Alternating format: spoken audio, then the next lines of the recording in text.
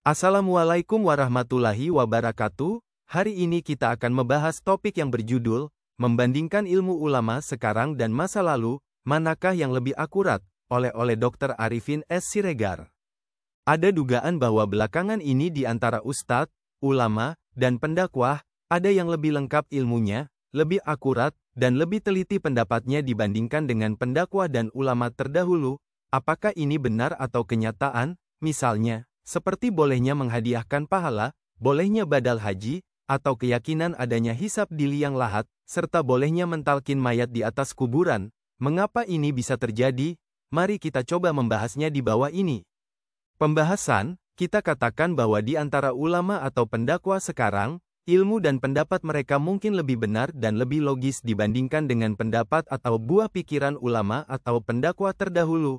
Misalnya, hal-hal seperti kebolehan menghadiahkan pahala, kebolehan mentalkinkan, mengajari mayat di atas kuburan, atau kebolehan badal haji, menghajikan orang lain, juga meyakini adanya siksa di liang lahat atau hisab, pertanyaan kepada mayat, atau meyakini bahwa ada malaikat yang menghidupkan di liang lahat, atau meyakini bahwa ruh bisa berada di liang lahat untuk ditanyai, serta sholat witir dengan 3 rakaat dan 2 salam.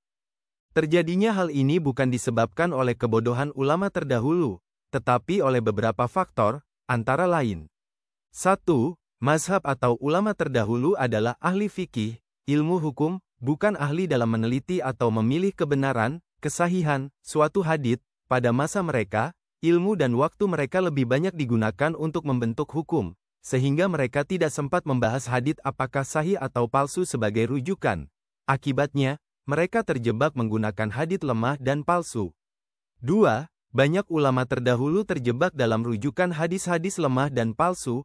Para ahli hadits seperti Imam Bukhari, Imam Muslim, Imam Ahmad, dan Syekh Nasiruddin Albani, yang telah menyeleksi hadits palsu dan lemah sebanyak lebih dari 2000 buah, baru muncul belakangan. 3. Lokasi ulama terdahulu seringkali jauh dari tempat Nabi Shallallahu Alaihi Wasallam berada, sehingga penyebaran hadits dan sunnah tidak dapat dilakukan dengan mudah. 4. Pada masa itu, transportasi belum selengkap sekarang, sehingga mobilitas ulama dan penyebaran hadits menjadi terbatas. 5. Belum ada atau sulit untuk mengadakan pertemuan ulama sedunia pada masa itu. 6. Media informasi cetakan dan elektronik yang canggih seperti sekarang belum ada pada waktu itu. 7. Adanya sifat fanatik, taklid, dan kultus individu, seperti right or wrong are my country. 8. Kesombongan dan rasa malu untuk berubah dari yang salah kepada yang benar. Pembahasan, mari kita ambil satu contoh untuk membahas kebolehan menghadiahkan pahala. Rujukannya adalah Quran Surah An-Nazm 39, Wa alaisa lil insani ila masa'a, yang artinya seseorang hanya akan mendapatkan ganjaran atau pahala dari apa yang mereka kerjakan sendiri. Penafsiran terhadap ayat ini kemudian dialihkan dengan berbagai alasan yang dibuat-buat, sehingga muncul pendapat yang membolehkan menghadiahkan pahala dari bacaan atau amalan orang yang hidup kepada seseorang yang telah mati. Contohnya adalah tahlilan dan membaca surah Yasin yang dihadiahkan kepada orang yang telah wafat oleh siapa saja, untuk siapa saja. Namun, kurang telitinya dalam penafsiran atau rujukan menyebabkan pendapat ini menjadi salah. Pahala dari amalan orang yang masih hidup tidak bisa dihadiahkan kepada orang yang telah mati. Hal ini dapat dilihat dari fakta bahwa Nabi Shallallahu Alaihi Wasallam dan para sahabat tidak pernah membaca tahlilan atau menghadiahkan pahala ketika Khadijah, istri Nabi Shallallahu Alaihi Wasallam, anak-anak Nabi Shallallahu Alaihi Wasallam, atau sahabat seperti Sayyidina Hamzah wafat. Nabi Shallallahu Alaihi Wasallam dan para sahabat tidak melakukan tahlilan atau hadiah pahala untuk mereka. Contoh kedua, ibadah haji menjadi sah jika seseorang memenuhi salah satu syarat utamanya, yaitu berada di Arafah meskipun hanya sejenak, seperti 10 menit. Misalnya, jika seseorang sakit dan dirawat di rumah sakit, ia harus diupayakan untuk diterbangkan dengan helikopter ke Arafah, meskipun hanya untuk 10 menit, dan kemudian diangkut kembali ke rumah sakit agar ibadah hajinya sah. Namun, ada pendapat di kalangan ulama dahulu yang membolehkan pelaksanaan badal haji dengan diupahkan, di mana orang yang dibadal hajikan sudah wafat atau belum pergi ke Mekah. Ada hadits yang diriwayatkan oleh Imam Malik, yang menyatakan, jika seorang ibu berniat untuk melakukan ibadah haji sebelum wafat, namun belum sempat melakukannya, maka anaknya boleh membadal hajikan ibunya. Imam Malik berkomentar bahwa maksud Nabi Shallallahu Alaihi Wasallam adalah anak tersebut hanya menyelesaikan niat ibunya yang belum terlaksana saat masih hidup. Jadi, bukan berarti ibu tersebut telah menyelesaikan ibadah haji. Kewajiban anak adalah menyelesaikan niat orang tua yang telah wafat, dan jika tidak dilakukan, anak tersebut dianggap berdosa. Ketahuilah bahwa syarat wajib haji adalah sehat, mampu, dan aman. Jika seseorang tidak sehat, maka kewajiban haji untuknya sudah hilang. Mengapa harus dituntut bahwa orang tua atau ibu harus melaksanakan haji atau dibadal hajikan oleh anaknya? Ini merupakan pemahaman yang salah atau berlebihan. Hadis Nabi Shallallahu Alaihi Wasallam menyatakan, janganlah kamu berlebihan dalam ibadah, gulu. Komentar, jika orang tua sudah wafat dan anaknya membadal hajikan orang tuanya, padahal ketika masih hidup orang tuanya kaya, sehat, dan aman namun lalai dalam mengerjakan ibadah haji, pertanyaannya adalah, apakah anak bisa menebus dosa orang tua yang lalai tersebut? Apakah dibolehkan berdoa untuk orang yang mati kafir atau mati fasik? Contoh lain, syarat sholat witir adalah rakaatnya harus ganjil.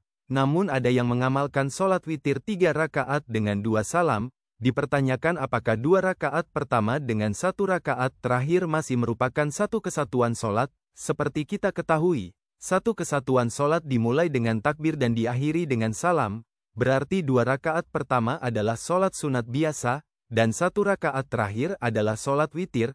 Kenapa niat sholat witir 3 rakaat dengan 2 salam? Ini yang dimaksud dengan cara berpikir yang tidak jelas kenapa dan mengapa. Contoh dari hadis Nabi Shallallahu Alaihi Wasallam menyebutkan bahwa sholat witir adalah 3 rakaat dengan hanya 1 salam, sebagaimana dalam hadis riwayat Muslim yang menyatakan, sholat malam di bulan Ramadan, sholat taraweh, Nabi Shallallahu Alaihi Wasallam adalah 4-4-3. Contoh lain, di antara ulama atau pendakwa dahulu ada yang menyatakan adanya siksa di liang lahat, padahal Al-Quran menyatakan bahwa siksa kubur ada di alam barzah, atau di akhirat nanti, begitu juga dengan keyakinan bahwa hisab terjadi di liang lahat, padahal Al-Quran menyatakan bahwa hisab baru ada di alam akhirat. Al-Quran juga menyebutkan bahwa ruh seseorang yang telah wafat secepat kilat berada di alam barzah. Namun, ada keyakinan bahwa ruh masih ada di liang lahat untuk mendapatkan siksa. Komentar, Imam Syafi'i, misalnya, adalah seorang ulama yang cerdas, jujur, dan tidak terpaku pada satu pendapat. Bukti dari sikap beliau adalah fatwa yang dikenal dengan nama Qaul Qadim, pendapat terdahulu, yang membenarkan bahwa pahala bisa dihadiahkan kepada orang yang telah wafat ketika beliau masih berada di Baghdad. Namun, setelah pindah ke Mesir dan bertemu dengan ulama besar lainnya, beliau membatalkan Qaul Qadim dan mengeluarkan pendapat baru yang dikenal sebagai Qaul Jadid, yang menyatakan bahwa pahala atau amalan orang yang masih hidup tidak bisa dihadiahkan kepada orang yang telah wafat.